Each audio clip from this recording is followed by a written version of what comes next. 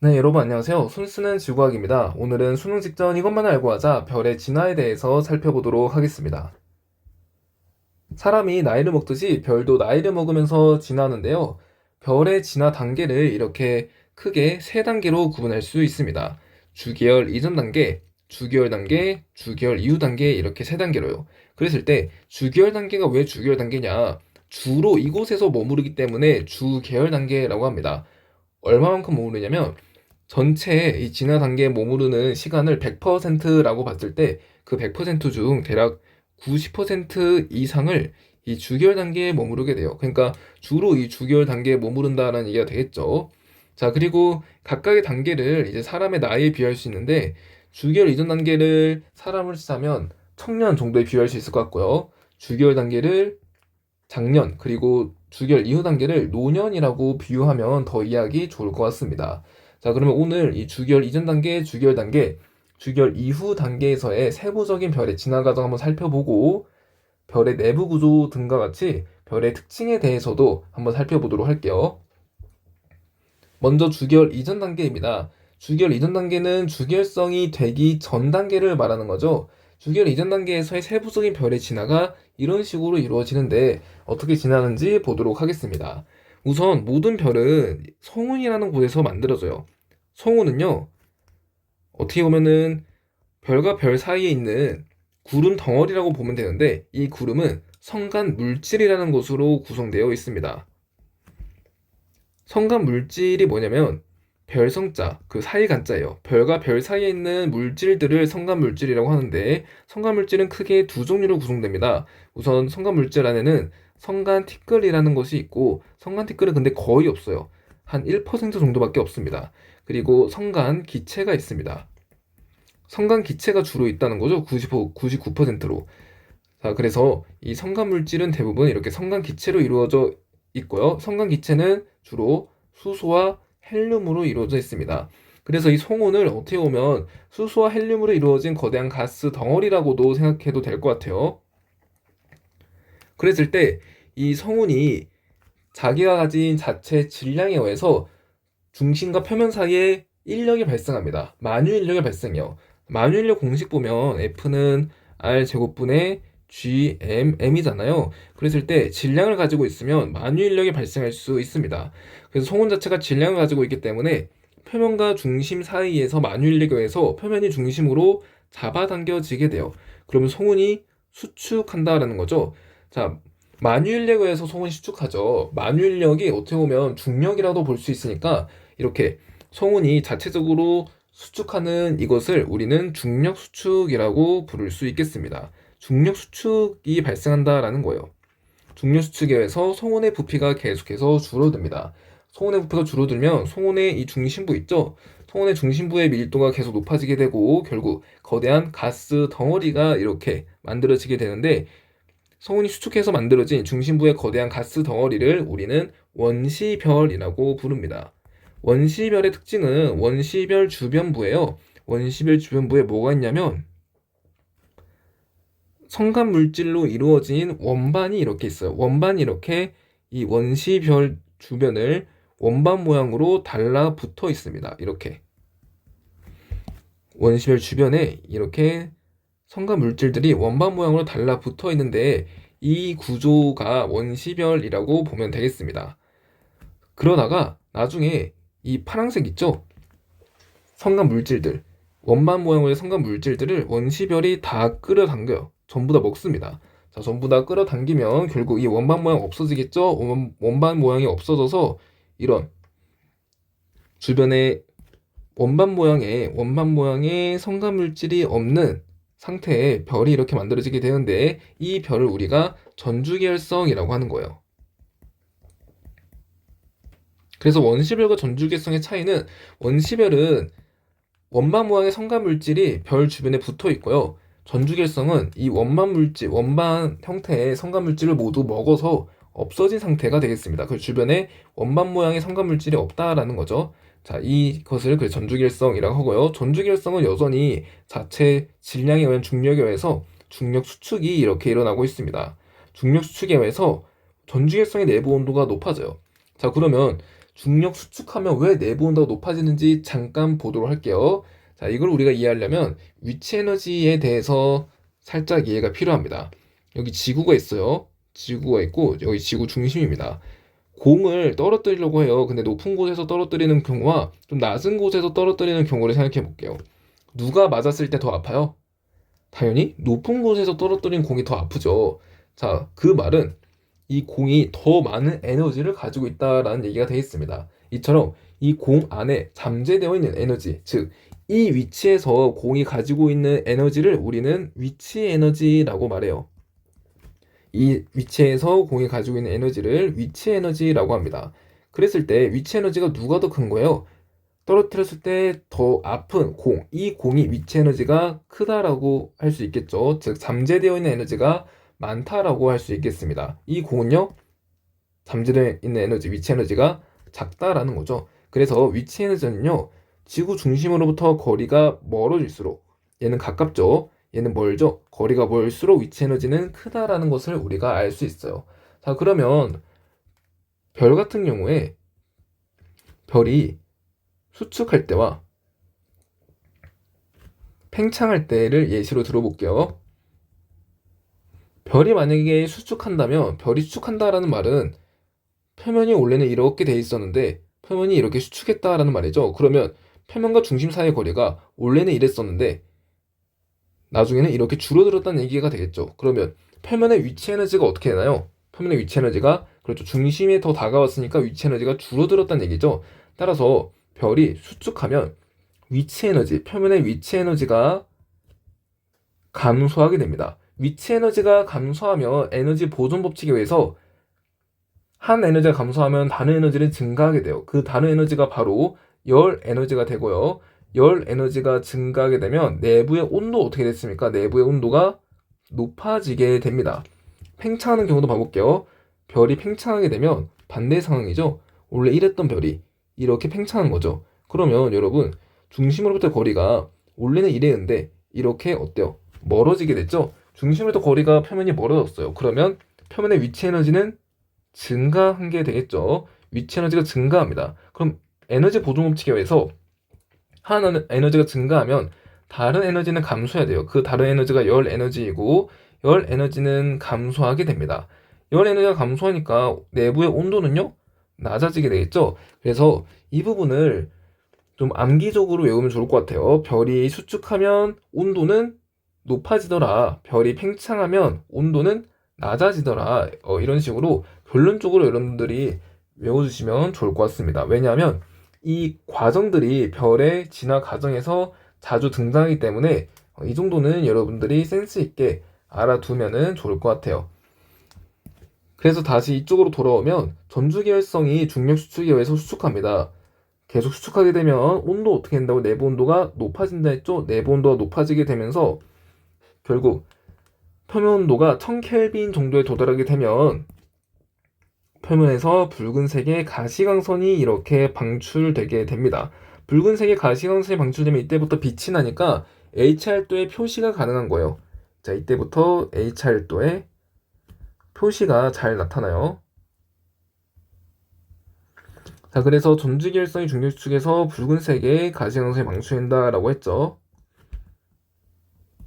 한편 이 전주기활성은 계속해서 중력 수축이 일어납니다. 계속해서 중력 수축해서 온도가 계속 높아져요. 내부 온도가 높아지다가 결국 중심 온도가 1000만 켈빈 이상의 온도가 되면, 중심 온도가 1000만 켈빈 이상의 온도가 되면 이 중심에서 수소 핵융합 반응, 즉 수소가 헬륨으로 변하는 수소 핵융합 반응이 일어나게 됩니다. 수소 핵융합 반응이 일어나면서 이 별은 이제 주기활성으로 진화하게 되는 거예요. 그래서 주기활성이 형성되기 그 이전 단계 있죠? 이 단계를 우리는 주기열 이전 단계라고 말하는 겁니다. 그러면 이 주기열 이전 단계에서 별의 광도 변화와 표면 온도 변화를 H알도에 한번 나타내어 볼게요. 자, 우선 H알도에 나타나는 시기가 이 붉은색 가시광선, 전주기활성이 붉은색 가시광선을 방출하는 시기니까 이 시기부터 나타내면 되겠습니다. 그래서 그 시기를 한 이쯤 이렇게 표시를 해볼게요. 자, 이때가 지금 전주기활성이 붉은색 가시광선을 방출하는 시기입니다. 자, 그런데 지금 이 전주계열성은 아직 온도가 낮아요. 온도가 낮다 보니까 이 전주계열성 안에는요, 대부분의 수소들이 이렇게 원자핵의 전자가 원자핵 주변을 돌고 있는 상태, 중성수소 상태입니다. 자, 원자 상태이기 때문에 중력 수축에 의해서 에너지가 이렇게 방출된다라고 하더라도, 즉 열에너지가 이렇게 방출된다 하더라도 이 에너지가 골고루 순환하면서 온도를 높이거나 광도를 이렇게 증가시키진 않고요. 이 에너지가 어디에 쓰이냐면 이 전자를 원자핵으로부터 분리시키는 데 사용됩니다. 즉 자유전자로 이렇게 나가는데, 그러니까 이온화시키는데, 이 원자를 이온화시키는 데 사용한다라는 얘기가 되겠죠. 원자를 이온화시키려면 이렇게 에너지가 필요하다라는 거죠. 이 에너지가 중력 수축 에너지에서 따서 사용을 합니다. 그래서 에너지를 내봤자 대부분의 에너지가 이렇게 원자를 이온화시키는 데 사용하기 때문에 광도 증가나 표면온도 증가에 사용을 못 한다라는 거예요. 그래서 광도는 이렇게 처참하게 죽어납니다. 광도가 줄어들어요. 광도가 줄어들다가 이제 대부분의 원자가 이온화되었다라고 해봅시다. 이제 대부분의 원자가 이온화되었어요. 수소 원자가 이온화되었어요. 그러면 이제 비로소 이 에너지가 어디에 쓰일 수 있어요? 광도 증가에도 쓰일 수 있고 표면온도 증가에도 쓰일 수 있다라는 겁니다. 그래서 한 이 시기 때부터 광도가 살짝씩 증가하고요. 표면온도도 조금씩 이렇게 높아지게 돼요. 그래서 이러한 경로를 따르게 되는데, 이 경로가 주기열 이전 단계의 진화 경로가 되겠습니다. 그랬을 때 이렇게 아래로 축 낙하하는 경로 있죠? 이 경로를 우리는 하야시 경로라고 말하고요. 자, 이거는 교과서에 없는 내용이기 때문에 알 필요가 없지만 그냥 이 경로를 하야시 경로라고 부르는구나 라고 참고사항으로만 알아두면 좋을 것 같아요. 자, 이 경로를 헤니에이 경로라고 합니다. 그래서 이렇게 하야시 경로, 아래로 추락하는 경로와 그리고 옆으로 이동하는 경로, 헤니에이 경로가 있다라는 점. 그래서 전체적으로 이렇게 니은자 모양으로 진화한다라는 거죠.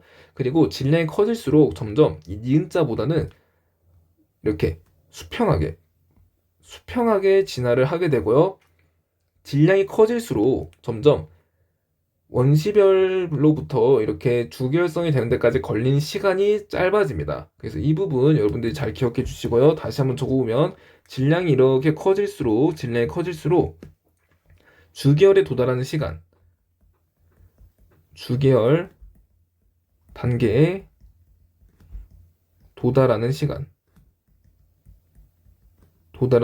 어떻게 돼요? 짧아진다는 얘기가 되겠죠. 그래서 이 부분 여러분들 기억해 주시기 바랍니다. 자, 그러면 별의 에너지원 볼게요.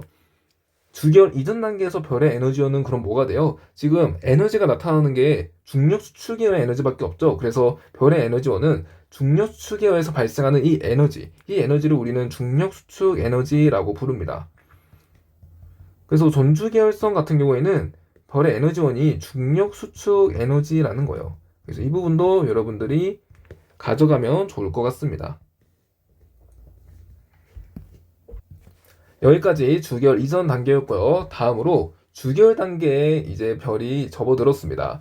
주기열은 어떻게 만들어지냐면, 우리 여기에서 주기열 이전 단계에서 중심에서 수소행렬 반응이 일어난다라고 했죠. 자, 원래는 전주기열성 같은 경우에는 이렇게 중력 수축을 하게 된다고 했습니다. 중심 방향으로 이렇게 중력 수축을 하게 되는데, 중력 수축에 의해서 내부 온도가 점차 높아지면서 중심 온도가 1000만 켈빈 이상에 도달하게 되면 이 중심에서 수소 핵융합 반응이 일어난다라고 했어요.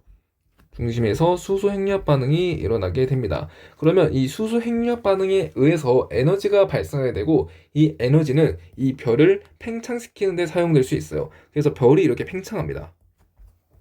별이 이렇게 팽창하는데 중력 수축하는 이 힘과 그리고 팽창하는 이 힘이 서로 같아지는 거예요. 서로 같으니까 이 별 자체는요, 팽창하지도 수축하지도 않고 일정한 반지름을 유지하게 되겠죠. 반지름을 일정하게 유지합니다. 자, 이 상태를 우리는 뭐라 부르냐? 정력학 평형 상태라고 불러요. 그러니까 팽창하는 힘과 수축하는 힘이 서로 같아지는 평형을 이루는 상태라는 거죠. 자, 이 상태를 정력학 평형 상태라고 부르고, 별이 이렇게 수소행렬 반응이 일어나게 되면서 중심에게도 수소행렬 반응이 일어나게 되면서 정력학 평형 상태를 이루는 이 별을 우리는 주계열성이라고 부릅니다. 그래서 주계열성일 때는 정력화 평형 상태를 이룬다라는 거 여러분들 기억해 주시고요. 그랬을 때 주계열성의 에너지와 한번 보도록 하겠습니다. 주계열성 내부 중심 핵에서는 뭐가 일어난다 했어요? 수소 핵융합 반응이 일어난다라고 했죠. 그래서 주계열성 에너지원은 일단은 수소 핵융합 반응입니다. 수소 핵융합 반응은 어떻게 일어나냐면 4개의 수소가 하나의 헬륨으로 융합되는 거예요. 그랬을 때 이 4개의 수소의 질량은요, 하나의 헬륨 질량보다 더 큽니다. 그래서 아인슈타인의 질량 에너지 등가 원리라는 게 있어요. E는 mc 제곱, E는 델타 mc 제곱이라는 질량 에너지 등가 원리가 있는데요.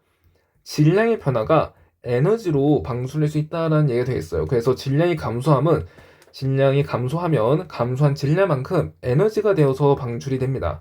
그래서 지금 4개 수소보다 1개 헬륨의 질량이 더 작기 때문에 질량이 감소함으로써 에너지가 방출하게 되고 그 에너지가 주기율성의 에너지원으로 사용될 수 있다는 얘기가 되겠죠. 근데 우리가 궁금한 점이 있습니다. 헬륨 같은 경우에는요, 양성자가 2개고요. 중성자가 2개이잖아요. 근데 수소 같은 경우에는 양성자만 몇 개예요? 자, 수소가 지금 4개니까 양성자만 4개인 거죠. 수소 자체가 양성자 하나를 뜻하니까. 근데 얘가 지금 양성자 4개가 이렇게 변했대요. 그러면 수소 핵융합 반응 과정에서 뭔가 양성자가 중성자로 변환되는 과정이 필요할 것 같아요. 그래서 이 과정에서 수소 핵융합 반응이 여러 종류로 구분되게 됩니다. 자, 어떤 종류로 구분되냐면 우선 PP 반응, 그리고 CNO 순환 반응.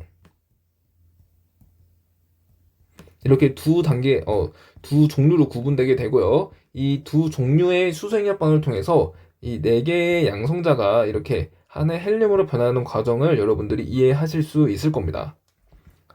우선 PP 반응 같은 경우에는 자, 이 친구를 좀 위에다가 적을게요.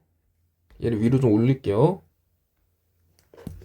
PP 반응 같은 경우에는 중심 온도가 1800만 켈빈 보다 낮을 때 발생하고요. 별의 질량은 대략 태양 질량의 2배보다 작을 때 태양 질량이 2배보다 가벼운 별에서 PP 반응이 우세하게 나타납니다. 우세한 거예요. PP 반응만 일어나는 건 아닙니다. PP 반응이 CNO 순환 반응보다 우세하게 일어난다라는 말이 되겠습니다. CNO 순환 반응은 별의 중심 온도가 1800만 켈빈보다 높을 때 잘 일어나고요. 별의 질량은 태양 질량의 2배보다 큰 별에서 이 CNO 순환 반응이 우세하게 일어납니다. CNO 순환 반응만 나타나는 게 아니에요. PP 반응도 같이 일어나고 있으나 CNO 순환 반응이 좀 더 많이 일어난다라는 뜻이 되겠습니다. 그래서 이 물리량들 여러분들이 숙지를 해주길 바라고요. 이제 PP 반응과 CNO 순환 반응 과정들 한번 보겠습니다. 자, 여기 PP 반응에서요. 자, 지금 이게 지금 PP 반응인데 PP 반응에서 지금 수소 2개, 그러니까 양성자죠. 양성자 2개가 이렇게 모여서 하나의 중수소를 이루었습니다. 자, 그럼 보세요. 중수소니까 하나는 양성자고 하나는 중성자잖아요. 자, 보세요.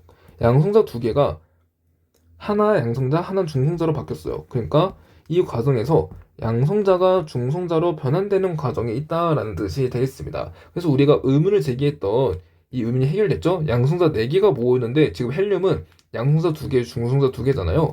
이 이유는 PP 반응에서 양성자 2개가 모였을 때 하나의 양성자가 중성자로 변환되는 과정이 포함되어 있기 때문에 이러한 과정이 나타날 수 있다라는 겁니다.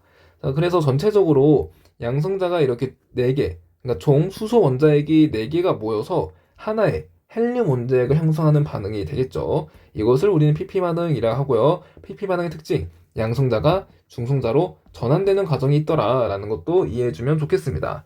자, 다음 CNO 순환 반응은요. 보세요. 탄소, 이때부터 출발합니다. 이 탄소에서요. 수소 하나를 붙여요. 수소는 어떻게 보면 양성자라고 했죠. 양성자 하나를 붙입니다. 여러분, 양성자 하나를 붙이면 원자 번호가 하나 올라가죠. 원자 번호가 탄소는 12번이고요. 그리고 질소는 13번이고, 그리고 산소는, 자, 다시, 탄소가 14번이죠. 14, 15, 16. 원자 번호가 이렇습니다. 그랬을 때 탄소에 양성자 하나 붙이면 질소 되고 질소에 양성자 하나 붙이면 산소가 된다라는 거예요. 그래서 지금 탄소에 양성자 하나 붙이니까 지금 질소로 바뀌었죠? 질소로 바뀌고 질소 조금 불안정해져서 에너지 방출하면서 다시 탄소로 돌아옵니다. 탄소로 돌아오고 다시 양성자 하나 더 붙죠. 양성자 하나 더 붙여요. 그리고 원자번 하나 올라갑니다. 질소로. 그리고 질소에 양성자 하나 더 붙습니다. 양성자 하나 더 붙고요. 산소까지 됩니다. 산소까지 돼요. 자, 이렇게 산소까지 만들어지게 되면은 산소 조금 불안정해요. 그래서 에너지 방출하고 다시 질소로 바뀝니다. 이 질소에 바로 그냥 양성자, 그러니까 수소 원자에 이렇게 투입돼서요. 원래는 산소로 바뀌는데 그 산소 불안정해서 그 산소가 이렇게 헬륨을 이렇게 토해내고 탄소로 바뀌게 되면서 이런 식으로 순환 과정을 거치게 돼요. 그래서 전체적으로 보세요. 수소 원자액 하나, 둘, 셋, 넷, 네 개의 수소 원자액이 이런 식으로 탄소, 질소, 산소에 결합하면서 결과적으로는 이 헬륨 원자액을 방출하는 과정이 되겠습니다. 즉, 네 개의 수소가 모여서 하나의 헬륨 원자를 만드는 과정이 되는 거고요. 그랬을 때 탄소, 질소, 산소 같은 경우에는요, 화학 결합에 직접적으로 참여하진 않지만 이 수소 핵융합 반응을 좀 도와주는 역할을 하고 심지어 나중에 탄소가 다시 이 수소 원자핵을 붙이게 되면서 이렇게 순환하는 역할을 하기 때문에 이 탄소, 질소, 산소는요 어떻게 보면 촉매 역할을 한다라고 보아도 되겠습니다. 이 부분 여러분들 잘 기억해 주고요. 여기까지가 PP 반응과 CNO 순환 반응, 그러니까 주기율성의 에너지원인 수소 핵융합 반응에 대해서 살펴보았습니다. 그리고 이 PP 반응이랑 CNO 순환 반응의 에너지의 세기에 대해서 한번 살펴볼게요. 자, 우선 PP 반응 같은 경우에는 표면 온도가 1800, 자, 중심 온도죠. 중심 온도가 1800만 켈빈보다 낮은 별에서 우세하게 일어난다라고 했죠. 우세하게 일어난다라는 말은 CNO 순환 반응보다 PP 반응이 더 많이 일어난다라는 뜻이 되겠습니다. 태양 같은 경우에는요, 1500만 켈빈, 중심 온도가 대략 1500만 켈빈이기 때문에 주로 PP 반응이 일어난다는 것을 우리가 알 수 있죠. CNO 순환 반응보다 PP 반응이 더 우세하게 일어남을 우리가 파악할 수 있습니다. 그리고 전체적인 그래프에서 PP 반응은 중심 온도가 높아짐에 따라서 서서히 증가하는 반면 CNO 순환 반응은 PP 반응보다는 어때요? 중심 온도 증가할 때 확 올라가죠.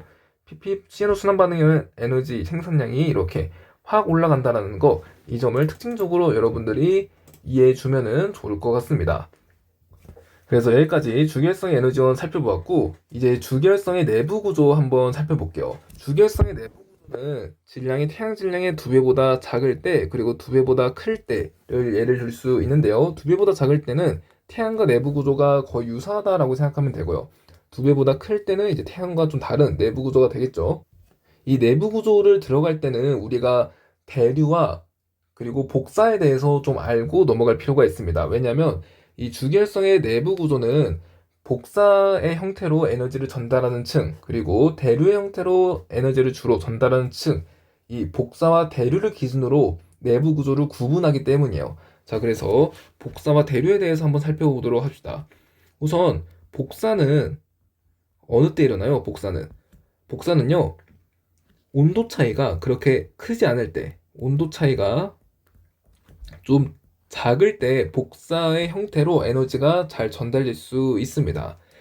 하지만 대류는요, 자, 우리 대류 생각해봐요.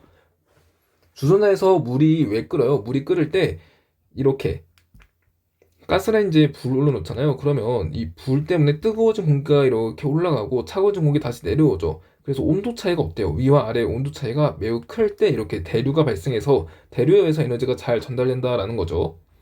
따라서 대류는 온도 차이가 어떨 때 일어나요? 온도 차이가 클 때 대류가 일어남을 파악할 수 있습니다. 그러니까 뜨거운 물질은 이렇게 위로 올라가려고 하고 차가운 물질은 이렇게 아래로 내려가려고 하는 대류가 잘 일어나려면 애초에 온도 차이가 여긴 매우 뜨겁고 여긴 매우 차가워야 되니까 온도 차이가 커야지 대류가 잘 일어난다라는 뜻이 되겠죠. 그래서 이 부분 여러분들이 생각하면서 이 설명 들어가 보도록 하겠습니다. 우선 질량이 태양 질량의 2배보다 작은 별은요, 중심 핵부터 한번 볼게요. 자, 여기 별이 있습니다. 이 별은 질량이 태양 질량의 2배보다 작은 별, 그랬을 때 이 중심핵에서는 수소행렬 반응이 일어나는데 무슨 반응이 우세하게 일어나죠? pp 반응이 우세하게 일어난다고 했죠. 자, 2배보다 작은 별은요, pp 반응이 우세하게 일어납니다. 그래서 여기서 주로 pp 반응이 일어난다라고 해볼게요. 근데 pp 반응은 낮은 온도에서도 잘 일어나고 높은 온도에서도 잘 일어남을 우리가 확인할 수 있죠. 그러니까 이 핵의 중심에서도 pp 반응 활발하게 일어나고 중심핵 외곽에서도 pp 반응이 좀 활발하게 일어난다라고 보면 되겠습니다. 그래서 중심의 중심과 중심핵의 이 외곽, 중심핵의 외곽이라고 해야 되나요? 이 중심핵의 껍질 부분, 이 부분의 온도 차이가 그렇게 크지 않아요. 온도 차이가 크지 않으면 여러분 어떤 형태로 에너지를 전달한다고요? 복사 형태로 에너지를 전달한다고요. 그래서 중심핵은 복사 형태로 에너지를 전달합니다.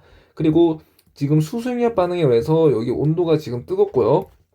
온도가 뜨겁고 이 에너지를 이렇게 전달한다라는 얘기가 되겠죠. 복사 형태로 에너지를 전달하는데 끝까지 전달을 못해요. 한 여기 정도까지밖에 에너지를 전달하지 못합니다. 자, 그래서 지금 이 부분에서는 에너지 전달이 잘 이루어지고 있기 때문에 이 부분도 온도가 높고 이 부분도 온도가 높아요. 그러니까 온도 차이가 어때요? 온도 차이가 이 영역의 온도 차이가 작죠. 온도 차이가 작으면 어떤 형태로 에너지를 잘 전달한다고요? 복사 형태로 에너지를 잘 전달한다고요. 그래서 이 부분도 복사 형태로 에너지를 잘 전달할 수 있습니다.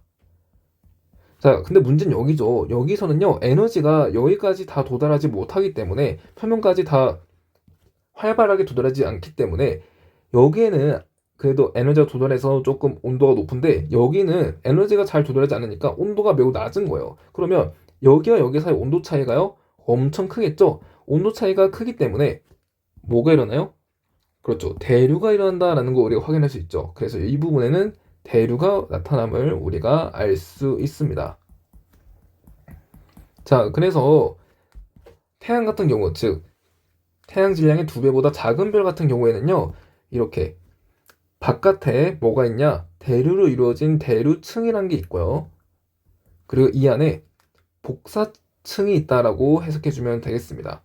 복사 형태로 에너지를 전달하는 복사층이 있고 중심핵 있죠? 중심핵은 복사 형태로 에너지를 전달한다는 것도 알아두면 좋을 것 같아요. 자, 그러면 이제 질량이 태양 질량의 2배보다 큰 별 한번 보도록 할게요. 자, 질량이 태양 질량의 2배보다 큰 별은요, 중심핵에서 주로 어떤 수소행렬 반응이 일어납니까? 중심핵에서. 자, 질량이 2배보다 크면은 CNO 순환 반응이 우세하게 일어난다라고 했죠. 그래서 이 중심핵에서는 CNO 순환 반응이 우세하게 일어나고 있어요. 그런데 CNO 순환 반응의 특징을 보았더니 중심 온도가 높아짐에 따라서 확 올라갑니다. 자, 그러니까 온도가 낮은 곳은 CNO 순환 반응 거의 일어나지 않고요. 온도가 높은 곳은 너무 많이 일어난다라는 거죠. 이렇게 온도 차이에 따라서 CNO 순환 반응에 의한 에너지 생산량 차이가 매우 극심해요. 자, 그래서 CNO 순환 반응 같은 경우에는 이 중심핵의 중심에서는 CNO 순환 반응이 엄청나게 많이 일어나고요. 중심핵의 이 외곽 부분에서는 CNO 순환 반응이 엄청나게 적게 일어납니다. 그렇기 때문에 이 중심핵의 외곽 사이에 온도 차이가 어떻게 되겠어요? 온도 차이가 매우 크게 나타난다라는 거죠. 자, 온도 차이가 매우 큽니다. 그러면 뭐가 일어나요? 대류가 발생합니다. 그래서 CNO 순환 반응이 일어나는 곳에서는요, 주로 대류가 일어난다라고 여러분들이 생각해주면 될 것 같아요. 그래서 중심핵 자체가 대류합니다. CNO 순환 반응이 우세하기 때문에, 그리고 CNO 순환 반응은 온도 차이가 이렇게 크게 일어나게 돼요. 왜냐하면 중심은요, 온도가 너무 높아서 CNO 순환 반응 확 일어나고, 중심핵의 겉부분은 온도가 좀 낮으니까 CNO 순환 반응이 거의 안 일어나게 되겠죠. 그로 인해서 온도 차이가 커지게 돼서 대류가 일어난다고 생각해주면 되겠습니다. 그래서 CNO 순환 반응이 일어나는 곳은 대류가 일어난다라고 말해도 된다라는 거죠.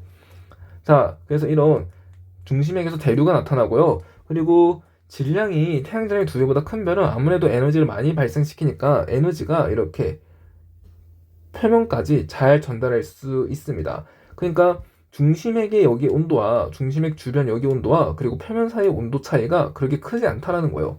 온도 차이가 크지 않으니까 뭐가 일어나요? 그렇죠. 복사 형태로 에너지를 잘 전달할 수 있다라는 거죠. 그래서 이 부분은요, 복사 형태로 에너지를 잘 전달할 수 있습니다. 그래서 우리는 이 부분을 뭐라고 하냐면 핵에서 대류가 일어난다 해서 대류핵이라고 부르고요. 그리고 이 부분을 우리는 복사층이라고 부릅니다. 그래서 질량에 따른 별의 내부 구조 여러분들 잘 이해해 주길 바랍니다. 여기까지가 주기열 단계에 대한 내용이었습니다. 다음으로 주기열 이후 단계에 대해서 한번 살펴보도록 할게요. 주기열 이후 단계는 크게 세 단계로 구성됩니다. 일단 태양과 질량이 비슷한 별 자체는요, 이 세 개의 단계를 여러분들이 잘 학습해 둘 필요가 있습니다. 왜냐하면 평가원이나 혹은 학력평가에서 이 태양 질량과 비슷한 별에 대해서 세부적인 주기열 이후 단계가 출제되었기 때문에 이 주기열 이후 단계의 세부 단계 세 가지가 있거든요. 그 세 단계는 잘 숙지를 해주면 좋을 것 같습니다.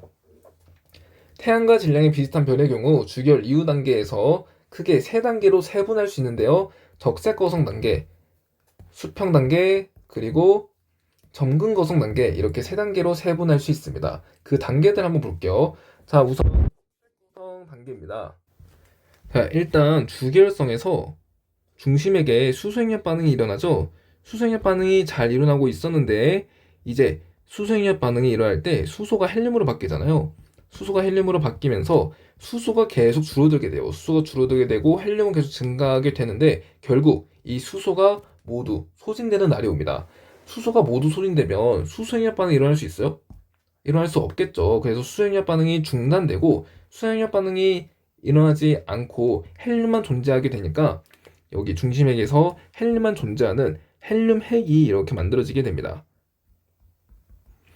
헬륨핵이 만들어지게 되면 핵융합 반응에 의해서 팽창하는 힘이 없잖아요. 팽창하는 힘이 없으니까 이렇게 중력 수축에 의한 힘이 작용해서 중심핵이 이렇게 수축하게 됩니다. 중심핵이 수축하면 어떻게 될까요? 중심핵이 수축하면, 자, 중심핵 수축시켜 볼게요. 자, 중심핵이 이렇게 수축합니다. 중심핵이 수축하게 되면 중심핵의 온도가 점점 어떻게 될까요? 자, 우리 이전 장에서 했죠? 수축하면 온도가 높아진다고 했죠? 수축하면 온도가 높아지니까 중심핵의 온도는 계속해서 높아지고요. 중심핵의 온도가 높아지니까 이 중심핵의 주변부의 온도도 서서히 높아지게 됩니다.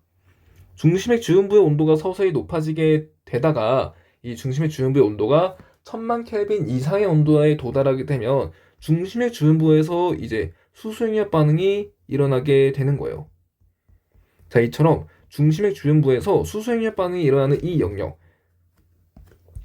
자, 여기서 수소행렬 반응이 일어납니다. 이처럼 중심핵 주변부에서 수소행렬 반응이 일어나는 이 영역을 우리는 수소 연소 껍질이라고 부릅니다. 적색 거성 단계의 특징은요, 이 수소 연소 껍질이 있다라는 거예요. 이 수소 연소 껍질에서 계속해서 수소행렬 반응이 일어나니까 에너지를 방출하죠. 에너지를 방출하니까 우선 그 에너지에 의해서 이 별이 팽창하게 돼요. 별이 이렇게 표면이 팽창하게 되고요. 자, 여러분, 별의 표면이 팽창한답니다. 별의 표면이 팽창하면 표면 온도는 어떻게 되겠어요? 자, 일로 가볼게요. 별의 표면이 팽창해요. 그럼 표면 온도는 낮아지게 되겠죠? 자, 그래서 이때 표면 온도는 낮아지게 되고요. 광도 볼게요. 광도는 어떻게 될까요? 여기 수소행렬 반응이 넓은 구역에서 활발하게 일어나고 있잖아요. 수소행렬 반응에 의한 에너지 때문에 그 에너지가 광도로 바뀌면서 광도가 증가하게 됩니다. 이 과정을 HR도에 나타내 볼게요. 자, 우선 태양과 질량이 비슷하니까 지금 원래 주결성인 이 태양이 진화합니다. 어떻게 해요? 적색 거성 단계로. 적색 거성 단계에 진화할 때 표면 온도가 낮아진다 했죠? 표면 온도가 낮아져요. 그러니까 이쪽 방향으로 표면 온도는 진행해야 되고 광도는 높아져야 돼요. 광도 높아져야 되니까 이쪽 방향으로 광도가 진행돼야 됩니다. 그럼 전체적으로 요렇게 이런 식으로 진화를 한다라는 거예요. 그래서 이 단계를 우리는 적색 거성 단계라고 합니다. 자, 그러면 이후 단계 볼게요. 자, 적색 거성 이후 단계는 수평 단계인데 수평 단계에서도 마찬가지로 내부 구조 그리고 HR도 상에서의 경로 그려보도록 하겠습니다.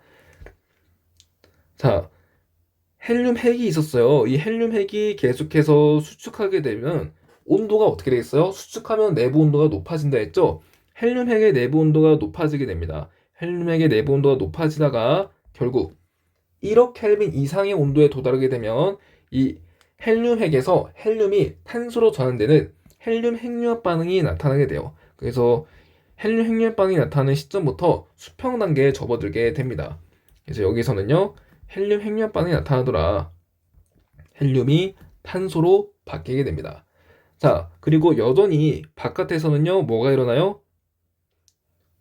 수소 핵융합 반응이 일어나고 있죠? 여기 수소 연소 껍질은 그대로 있습니다.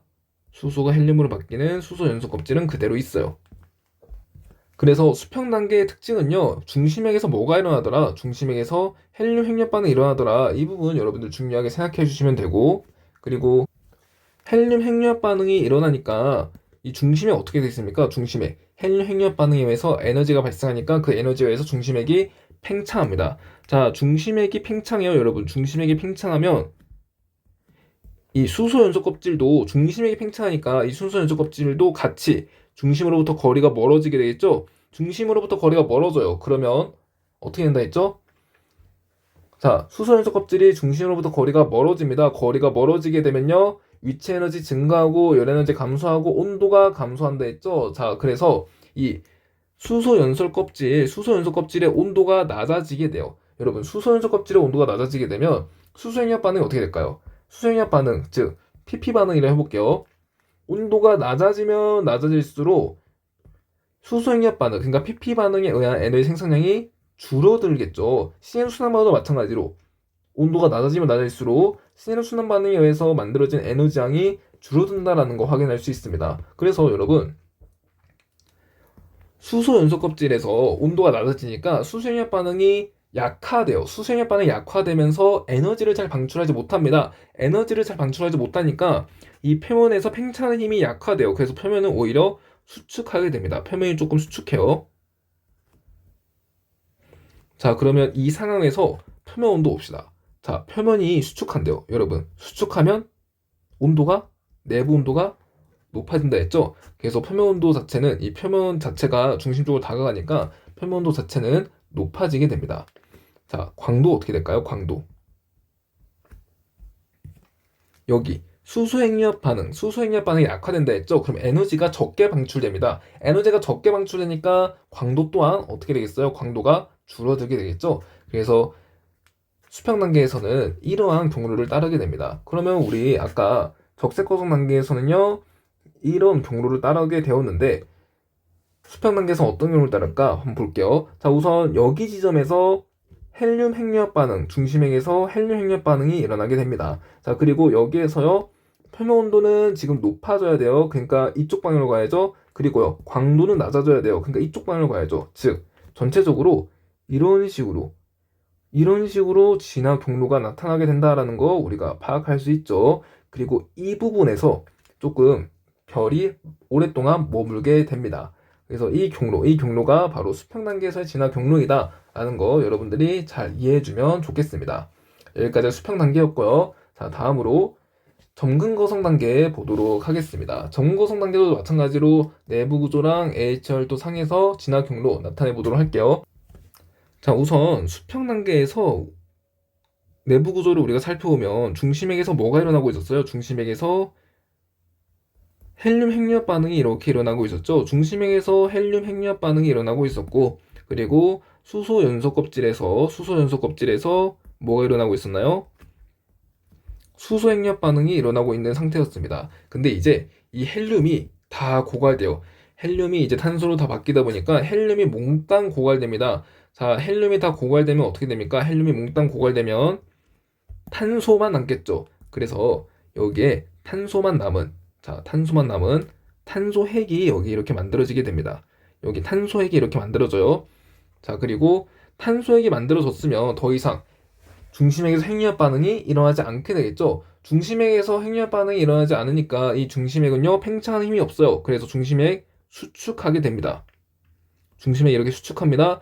그러면 중심액이 수축하니까 중심액 온도가 어떻게 되겠어요? 중심액의 온도가 수축하면 온도가 높아진다 했죠? 중심액의 온도가 높아져요. 중심액 온도가 높아지고 덩달아서 중심액 주변의 온도도 같이 높아집니다. 중심액 주변의 온도가 높아지다가 1억 켈빈 이상에 도달하게 되면 중심액 주변부에서 뭐가 일어나냐? 헬륨 핵융합 반응이 일어난다라는 거예요. 중심액 주변부에서 온도가 1억 켈빈 이상의 온도에 도달하게 되면요, 중심핵 주변부에서 헬륨 핵융합 반응이 일어나게 됩니다. 그리고 이처럼 중심핵 주변부에서 헬륨 핵융합 반응이 일어나는 영역을 우리는 헬륨 연소 껍질이라고 불러요. 헬륨 연소 껍질. 자, 그리고 여전히 또 주변부에서는요, 수소 핵융합 반응이 일어나는 수소 연소 껍질도 계속해서 있겠죠. 이렇게. 자, 여기서는 수소 연소 껍질, 수소가 헬륨으로 바뀌고 있습니다. 자, 그래서 이 상태에서는요, 지금 이중 연소 껍질이 있다라는 거예요. 헬륨 연소 껍질도 있고 수소 연소 껍질도 있는 이중 연소 껍질이 존재한다라는 말이 되겠습니다. 자, 그랬을 때 여기에 중심핵의 온도가 지금 중심핵이 수축하면서 중심핵 온도가 올라가지만 중심핵 온도가 아무리 높아져도 이 정도의 질량에서는 탄소 핵융합 반응이 일어나는 환경까지는 만들어지지 않아요. 그래서 탄소까지가 만들어지고 멈추게 되고요. 그 다음에 여기서도 마찬가지로 표면 온도가 어떤지, 광도가 어떤지 한번 보도록 할게요. 우선 표면 온도 같은 경우에는 자, 지금 이중 연소 껍질이 있어요. 헬륨 연소 껍질도 있고 수소 연소 껍질도 있습니다. 그러면 막대한 에너지가 방출되겠죠. 막대한 에너지가 방출되면서 아주 급격하게 표면이 팽창하게 됩니다. 표면이 팽창하면 표면 온도는요, 팽창하면 온도가 낮아진다 했죠. 표면 온도가 낮아지게 되고요. 광도 어떻게 될까요? 광도. 자, 이렇게 헬륨 핵융합 반응, 수소 핵융합 반응, 두 개 핵융합 반응이 모두 일어나기 때문에 방출한 에너지가 많습니다. 그래서 광도는요, 오히려 커지게 돼요. 그러면 이 과정 HR도에 나타내 볼게요. 자, 우리 적색 거성 단계에서는요, 여기에서 이렇게 그려졌죠? 자, 이렇게 그려지다가 수평 단계에서는요, 여기서 헬륨 핵융합 반응이 나타났고, 수평 단계에서 이런 식으로 경로가 그려졌습니다. 그리고 여기에서 좀 별이 머문다라고 했죠. 별이 잠깐 머물다가 이제 주기열 이후 단계 중에 정근거성 단계로 도달하게 되면 표면 온도 낮아지고, 자, 여기서 표면 온도 낮아지니까 이쪽 방향으로 가야 돼요. 그리고 광도 커진다 했죠. 광도 커지니까 이쪽 방향으로 가야 돼요. 한 이 방향으로 가야죠. 자, 그래서 이 방향으로 별이 진화하게 됩니다. 그래서 얘를요, 우리는 정근거성 단계라고 불러요. 자, 그러다가 이제 막대한 에너지에 의해서 별이 계속해서 팽창하다가 별의 외곽층이 날아가게 돼요. 별의 외곽층이 이렇게 날아가게 되면 이 외곽층은요, 행성상 성운으로 남게 되고요. 이 행성상 성운으로 남게 되고, 가운데 이 탄소핵 있죠? 이 탄소핵, 그러니까 중심핵 자체는요, 백색 외성으로 남게 됩니다. 이 중심핵은 백색 외성으로 남게 돼요.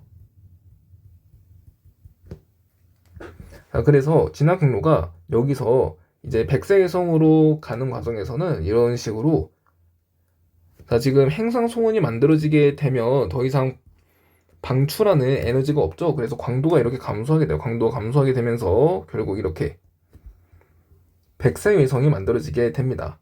자, 여기가 바로 백색 외성이 있는 영역이죠. 그래서 이런 경로가 전체적인 주기열 이후 단계의 진화 경로가 되겠어요. 그래서 여러분 이 경로를 사진 찍듯이 머릿속에 잘 익혀 두시길 바랍니다. 자, 그러면 이제 태양과 질량이 비슷한 별에 대해서 우리 진화 경로까지 살펴봤고, 다음으로는 태양 질량보다 큰 별에 대해서 진화 경로 살펴보도록 할게요. 자, 태양 질량의 10배에서 30배인 별 같은 경우에는요, 지금 태양 질량의 별 같은 경우에는 탄소 핵융합 반응까지는 일어나지 않았어요. 그런데 태양 질량의 10배, 30배인 별은 탄소뿐만 아니라 산소, 규소 등 무거운 원소의 핵융합 반응도 여러 차례 진행이 됩니다. 그러다가 결국에 중심핵에서 철까지 만들어져요. 그러니까 철핵까지 만들어지게 되면 철 같은 경우에는요, 핵 분열도, 핵 융합도 안 하려고 합니다. 매우 안정한 원소예요. 그러다 보니까 핵 융합 반응이 더 이상 일어나지 않아요. 핵 융합 반응이 일어나지 않아서 팽창 힘이 없으니까, 팽창 힘이 없어서 별이 수축하게 됩니다. 수축하다가 특정 밀도를 넘어서게 되면 별이 폭발하게 되는데 그것을 초신성 폭발이라고 불러요. 초신성 폭발이 일어나게 되면 철보다 무거운 원소가 만들어지게 되고요. 예를 들면 우라늄과 같은 철보다 무거운 원소가 생성되게 되고, 그리고 이제 중심핵은 계속해서 수축하면서, 자, 중심핵에는 지금 양성자도 포함되어 있고, 그리고 전자도 포함되어 있죠. 근데 중심핵이 수축하면서 전자가 양성자 안에 쏙 들어와요. 전자가 양성자 안에 쏙 들어오면 자, 양성자는 플러스 눈을 띄고 전자는 마이너스 눈을 띄죠. 플러스와 마이너스가 만납니다. 그러면 중성이 돼요. 그러니까 중성자로 바뀝니다. 그래서 중심핵이 중성자화가 되는 거예요. 그래서 대부분 그 핵이 중성자로 주로 이루어져 있는 중성자별이 만들어지게 됩니다. 자, 이렇게 중성자별이 생성되고요. 자, 그리고 태양 질량이 30배보다 큰 별 보도록 하겠습니다. 이 별 같은 경우에는 태양 질량이 10배, 30배인 별과 진화 경로가 동일한데 어디서 다르냐? 이 끄트머리에서 달라요. 자, 촌수 폭발이 일어나고 중성자별이 만들어지지 않고요. 이 중성자별이 만들어지려 하더라도 이렇게 중력 수축에 의해서 계속해서 수축합니다. 계속해서 수축하면서 중력 붕괴 현상이 일어나게 되면서 이 별은요, 결국 블랙홀로 성장하게 됩니다. 그래서 주기열 이후 단계에서 태양 질량이 태양 질량의 10배, 30배나 30배보다 큰 별 같은 경우에는 최후 단계를 외워두세요. 10배, 30배는 중성자별 만들어지고요. 30배보다 큰 별은요, 블랙홀이 만들어진다는 거, 이 점을 여러분들이 염두에 주시면 좋을 것 같습니다. 자, 그래서 여기까지 별의 진화 단계를 주기열 이전 단계, 주기열 단계, 주기열 이후 단계로 나누어서 한번 살펴봤고, 이 내용이 문항으로 출제되면 어떤지 문항을 통해서 한번 내용을 적용시켜 보도록 하겠습니다. 2016학년도 지구학2 대수능 14번 문항이에요. 주기열 이전 단계에 대한 내용입니다. 그림 가와나는 질량이 다른 두 별 A와 B의 진화 경로 일부를 주기열 이전과 이후로 나누어 H활도에 각각 나타낸 것이다. L은 태양 광도이다 라고 했습니다. 그랬을 때 가 같은 경우에는 지금 이런 식으로 진화하는 경로가 있죠.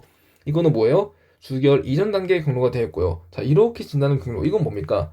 주기열 이후 단계의 진화 경로가 되겠죠. 그래서 다시 한번 살펴보면 앞에서 주기열 이전 단계 같은 경우에는 이런 식으로 니은자 모양으로 주기열로 이렇게 다가오도록 진화가 하는데, 주기열 이후 단계 같은 경우에는 자, 이렇게 주기열에서 멀어지는 방향으로 이런 식으로 S자 모양으로 진화를 하죠. 그래서 다시 보면 이렇게 니은자 모양으로 주기열로 다가오고요. 그리고 S자 모양으로 주기열에서 멀어집니다. 그러니까 얘가 바로 주기열 이전 단계, 얘는 주기열 이후 단계가 된다라는 거죠. 자, 그랬을 때 선지 바로 보도록 할게요. 기억. 주기열에 머무르는 시간은 B보다 A가 길다라고 했는데, 주기열에 머무르는 시간, 즉 수명입니다. 수명은 우리 앞 챕터에서 했죠. 자, 앞에서 별의 물리량 할 때 했습니다. 수명은 뭐에 비례한다고요? 질량에. 자, 이거부터 할까요? 광도분의 질량에 비례하는데, 광도가 주기열성 같은 경우에는 광도가 질량의 3에서 4승배에 비례한다 했죠. 그래서 얘는 질량의 3에서 4승배분의 m이 되고, 얘는요 질량의 2에서 3승배분의 1이 된다 했죠. 즉 질량이 클수록 수명은 짧습니다.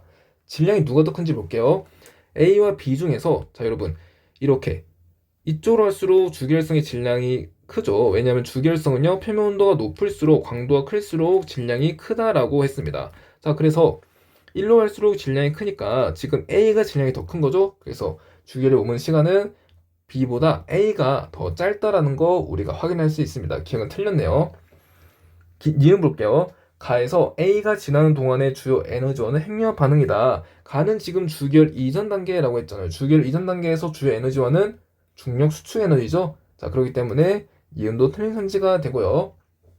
자, 디귿 볼게요. 나에서 B가 지나는 동안 중심부는 수축한다. 자, 지금 나 같은 경우를 보면 지금 이렇게 이런 식으로 움직이고 있는데, 지금 여기까지는 지금 무슨 단계에 해당돼요, 여러분? 2단계죠, 2단계. 2단계는 뭡니까? 이거죠. 적색 거성 단계에 해당됩니다. 적색 거성 단계에서는 지금 헬륨 핵이 수축하고 있다라고 했죠. 자, 그래서 이 단계에서는 헬륨 핵이 수축하고 있으니까 B가 지나는 동안 중심을 수축한다. 이거는 맞는 선지가 되겠죠. 그래서 답은 2번으로 처리해주면 되겠습니다. 다음 문항 볼게요. 2021학년도 국어 모의평가 11번입니다. 주기열 단계 중에 에너지원과 관련된 문항이 되겠어요. 그림 가의 A와 B는 분경이 G2인 주기열성. 자, 분경이 G2인 주기열성이면 뭐예요? 태양이라고 봐도 되겠죠? 중심으로부터 표면까지의 거리에 따른 수소함량 비율과 온도를 순서 없이 나타내는 거라고 하네요. 수소함량 비율 그리고 온도로 나타낼 때요. 기역과 니은은 에너지 전달 방식이 다른 구간을 표시한 거고요. 나는 별의 중심 온도에 따른 PP 반응과 CN 순환 반응의 상대적 에너지 생산량을 비교한 것이다 라고 했어요. 일단 태양의 내부 구조에서 보면은 복사층과 대류층으로 이루어져 있죠. 그래서 여기가 뭐가 되는 거예요? 여기가 복사층이 된다라는 거고요. 니은은 대류층이 된다라는 거 우리가 확인할 수 있습니다. 그랬을 때 중심에서 표면 쪽으로 갈수록, 자, 지금 중심에서는 수소 핵융합 반응에 의해서 수소가 줄어들고 있는 상태죠. 그래서 수소가 지금 이런 식으로 줄어들고 있는 상태가 되겠습니다. 그러니까 A가 바로 수소가 되겠고요. B는요, 온도가 된다라는 거 우리가 확인할 수 있죠. 온도는 중심에서 멀을수록 온도가 감소합니다. 자, 그랬을 때, 자, 지금 수소 그래프가 이렇게 되어 있는데, 태양 같은 경우, 즉, 질량이 태양 질량의 2배보다 작은 경우에는요, 복사층, 그러니까 핵이 복사 형태로 에너지를 전달하죠. 자, 그래서 중심으로부터 거리에 따른 수소 함량 비율을 나타내면요. 수소 함량 비율을 나타내면, 자, 원래는 이렇게 수소가 이런 식으로 꽉 차 있었다가, 자, 수소가 이렇게 원래는 꽉 차 있었다가, 나중에는 수소 핵융합 반응에 의해서 수소가 이렇게 감소하게 됩니다. 감소하는데, 자, 보세요. 중심 온도가 너무 높으니까 수소 핵융합 반응이 활발하게 일어나서 좀 많이 감소하게 되고요. 중심으로부터 멀을수록 수소 핵융합 반응이 약화되어서 적게 감소하게 됩니다. 그래서 이런 그래프를 띄워요. 자, 이거는 수소 함량비, 이건 거리. 이게 중심이죠. 자, 만약에 질량이 태양 질량의 2배보다 큰 별 같은 경우에는요, 대류핵이 발달한다라는 거죠. 대류핵이 발달하기 때문에 원래는 이런 상태로 그려져야 되지만 대류핵에 의해서 여기서 막 이렇게 수소가 대류해요. 수소가 대류하고 수소 헬륨이 대류하면 수소 헬륨이 골고루 섞이겠죠. 그렇기 때문에 수소의 함량 비율이 이렇게 일정하게 유지되는 구간이 나타나게 됩니다. 이 일정하게 유지되는 구간 자체가 대류핵이 있다는 증거가 되겠어요. 그래서 질량이 태양 질량의 2배보다 큰 별은 이렇게 중심으로부터 거리에 따른 수소 함량이 중심액에서 일정하게 나타나는 부분이 존재한다라는 거 기억해 주길 바랍니다. 자, 선지를 그래서 보도록 할게요. 기억, A는 온도이다 했는데 A는 아니죠, 수소죠. 그래서 기억은 틀린 선지. 니은, 가의 핵에서는 CNO 순환 반응보다 PP 반응에 의해 생성된 에너지 양이 많다 했는데요. 자, 태양에서는요, 여러분, 태양의 중심 온도가 1500만 켈빈보다는, 자, 1800만 켈빈보다는 낮기 때문에 1500만 켈빈이죠. 자, 그렇기 때문에 PP 반응이 CNO 순환보다 우세하게 일어난다라고 했어요. 그래서 가의 핵에서는요, CNO 순환보다 PP 반응에 의해 생성된 에너지가 많다. 이거는 맞는 선지가 되겠죠? 그렇게 해도 되고, 여기에 선을 그어봐도 됩니다. 태양은 대략 1500만 켈빈이니까 지금 CNO 순환 반응보다는 PP 반응에 의한 에너지 생산량이 더 많음을 우리가 파악할 수 있죠. 자, 디귿 볼게요. 대류층에 해당하는 것은 니은이다. 자, 니은 대류층 맞습니다. 그래서 답은 4번으로 처리해주면 되겠어요. 자, 다음 문항 가보도록 합시다. 2024학년도 6월 모의평가 12번입니다. 이건 주기열 단계 중에 내부 구조와 관련된 내용이 되겠어요. 그림은 주기열성 가와나의 내부 구조를 나타낸 것이다. 가와나의 질량은 각각 태양 질량의 1배와 5배 중 하나이다 라고 했습니다. 자, 여러분, 복사층이 있고 대류층이 있습니다. 그러면 질량이 태양 질량의 2배보다 작은 별, 그러니까 이 질량은요, 태양 질량이 되겠고요. 나 같은 경우에는요, 대류핵과 복사층이 있죠? 그러면 질량이 태양 질량의 2배보다 큰 별, 즉 질량이 태양 질량의 5배인 별이 되겠습니다. 손질 볼게요. 기억. 질량은 가가 나보다 작다. 가가 나보다 작네요. 기억은 맞고요. 니은.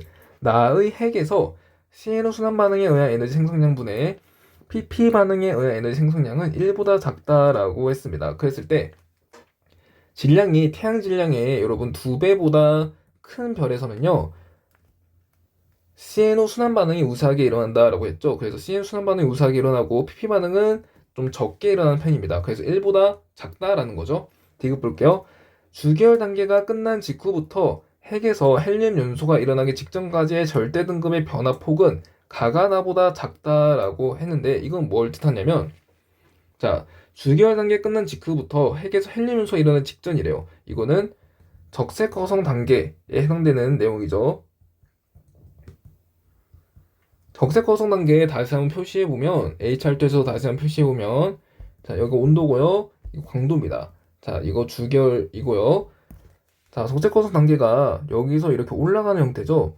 질량이 태양과 비슷하면 이렇게 올라가는데, 질량이 좀 큰 별일수록 이렇게 수평하게 진화하는 경향이 나타납니다. 그렇기 때문에 절대 등급의 변화폭이 질량이 클수록 작다라는 거예요. 질량이 큰 게 지금 나니까 가가 나보다는 커야 되겠죠? 그래서 디귿은 틀린 선지 답 3번으로 처리해주면 되겠습니다. 자, 그리고 이 나그림에서요, 대류핵이 있다라는 거는 CN 순환 반응이 우세하게 일어나고 있음을 뜻하기도 해요. 이 점 여러분들이 잘 파악하면은 이 니은 선지를 충분히 잘 해결할 수 있을 겁니다. 자, 다음으로 가볼게요. 2025학년도 10월 학력평가 5번입니다. 이 10월 학력평가 5번이 오답률이 1등이었어요. 그래서 왜 1등인지 한번 살펴볼게요.